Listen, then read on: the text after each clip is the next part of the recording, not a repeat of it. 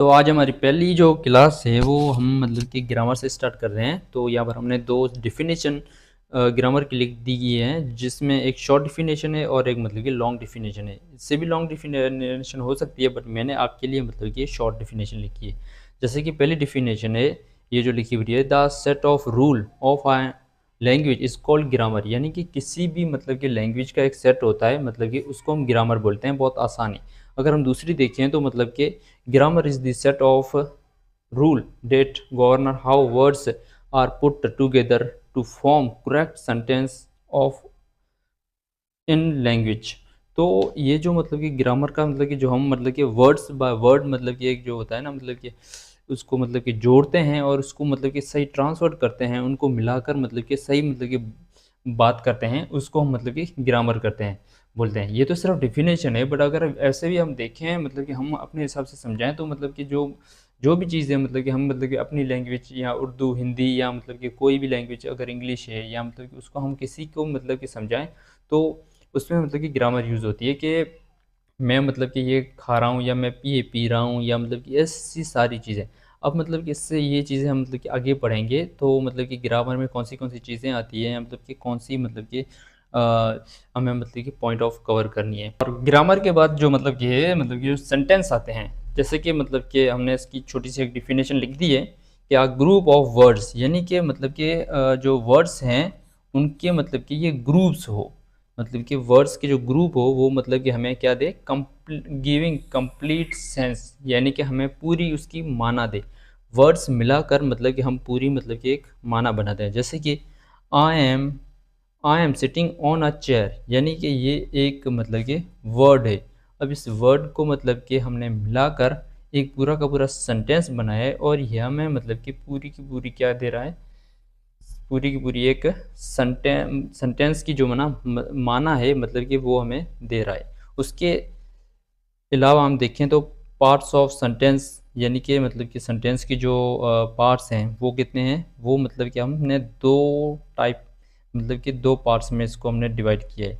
एक होता है सब्जेक्ट और दूसरा होता है प्रेडिकेट। अब प्रेडिकेट यानी कि हमें मतलब कि प्रिडिक्ट की माना है खबर, हमें मतलब कि वो चीज़ मालूम है। हमें क्या मालूम होना चाहिए कि हमें मतलब कि जो काम मतलब कि जिस पर जो मतलब कि काम कर रहा हो, यानी कि मतलब कि सब्जेक्ट कोई काम कर रहा है जिस जो मतलब कि अमल कर रहा है, तो मतलब कि वो, और जिस पर काम हो रहा हो, ठीक, मतलब कि वो मतलब कि कोई भी चीज़ हो।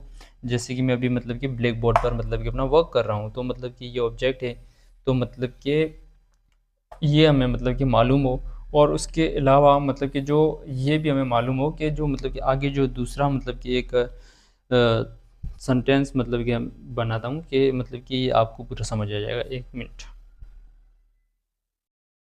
या सेंटेंस बनाने से पहले मैं मतलब कि मतलब कि पहले आपको मतलब कि ये जो है चीज़ें हैं इसको मतलब कि आपको मतलब कि डिस्कस कर लूँ। जैसे कि सब्जेक्ट वर्ब ऑब्जेक्ट और एक्सटेंसिव, मतलब कि इसकी छोटी मोटी जो डिफिनेशन है वो आपके साथ पहले मतलब कि शेयर कर लूँ। उसके बाद में इसकी जो मतलब कि सेंटेंस है, फिर आपको मतलब कि वो एक सेंटेंस में आपको ये सारी चीज़ें समझ आ जाएंगी। पहले मतलब कि इस चीज़ को कवर कर लेते हैं।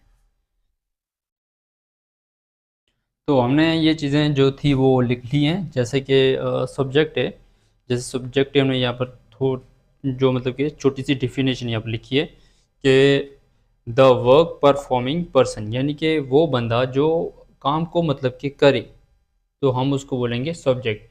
अब सब्जेक्ट जैसे कि नाउन हो सकता है, या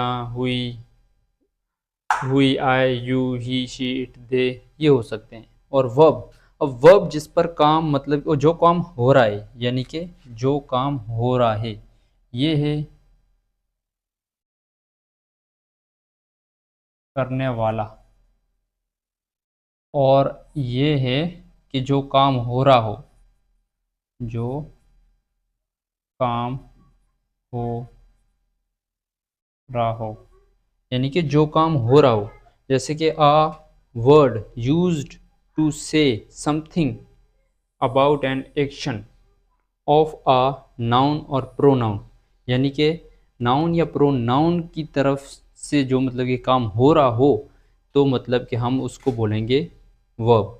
एग्जाम्पल के तौर पर is, am, are, was, sit, eat वगैरह जो भी काम हो, टेक, मतलब कि ऐसे मतलब कि जो काम हो रहा हो, जो मतलब कि हम काम कर रहे हैं, जैसे कि मैं अभी काम कर रहा हूँ टीचिंग का, तो इस हिसाब से हम वो वर्ब यूज़ करते हैं।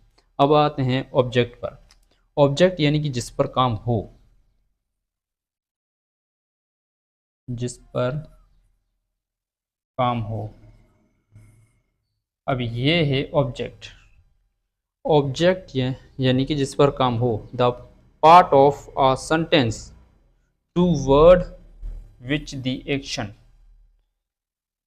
Of verb is direct. Example के तौर पर मी, यू, उस, हिम, जो भी मतलब कि ये हमने लिखे हुए हैं, नाउन भी हो सकता है, तो मतलब कि जिस पर काम हो रहा हो। और हमने जो मतलब कि पहले एक्सटेंसिव पढ़ा था, तो ये एक्सटेंसिव यानी कि सेंटेंस का वो पार्ट होता है, यानी कि part of a sentence excluding subject verb and object, यानी कि सब्जेक्ट वर्ब एंड ऑब्जेक्ट को छोड़कर, यानी कि ऑब्जेक्ट को छोड़कर जो भी आगे मतलब कि सेंटेंस होता है, मतलब कि हम उसको बोलते हैं एक्सटेंशन। अब एक्सटेंशन एग्जांपल के तौर पर देखते हैं कि हमने यहाँ पर एक सेंटेंस लिखा है कि I take tea early morning. अब ये जो मतलब कि काम मतलब कि कर रहा है, कौन कर रहा है काम, ये कर रहा है आई। आई कौन है, आई सब्जेक्ट है, तो यहाँ पर ये हो गया सब्जेक्ट। ठीक। अब उसके बाद ये क्या काम हो रहा है, ये टेक यानी कि लेने का, पीने का काम हो रहा है। ड्रिंक तो नहीं है बट लेने का काम हो रहा है। टेक यानी कि लेना, वो लेने का काम हो रहा है। तो यहाँ पर अगर हम मतलब कि टेक लगा दें तो मतलब कि ये हो जाएगा वर्ब। तो ये है हमारा वर्ब। और उसके अलावा काम किस पर हो रहा है, टी पर, यानी कि ऑब्जेक्ट पर। ये है हमारा ऑब्जेक्ट। ठीक। तो मतलब कि ये काम इस पर हो रहा है, तो ये हो गया हमारा ऑब्जेक्ट। अब ये देखो, सब्जेक्ट क्लियर हो गया, ऑब्जेक्ट हो गया, वर्ब हो गया एंड ऑब्जेक्ट हो गया। अब क्या बचा, अर्ली मॉर्निंग। अब अर्ली मॉर्निंग जो है ना, वो ये है, ये एक्सटेंसिव, इसे बोलते हैं हम एक्सटेंसिव।